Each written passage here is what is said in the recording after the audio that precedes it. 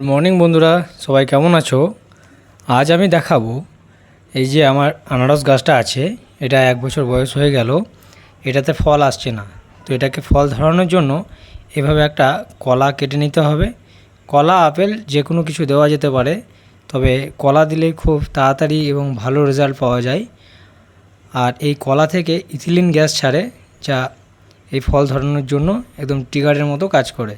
তো এইভাবে একটা কলাকে কেটে নিয়ে ঠিক মাঝ বরাবর এভাবে রেখে দিতে হবে। খুব বেশি ভিতরেও নয়, খুব বেশি উপরেও না, ঠিক এইভাবে। এই যে দেখতেই পাচ্ছ, খুব সুন্দরভাবে আমি কলাটা দিয়ে নিয়েছি। এবার মাঝখানের কয়েকটা পাতাকে সুন্দরভাবে ঢেকে দিতে হবে, গোটা গাছটাকে নয়। এই মাঝখানের এই অল্প কটা পাতাকে এইভাবে পলিথিন প্যাকেট দিয়ে ঢেকে নিতে হবে, যাতে ভিতরে কলা থেকে ইথিলিন গ্যাস সৃষ্টি হয় এবং এই গাছটাকে ফল ধরতে উদ্বুদ্ধ করে।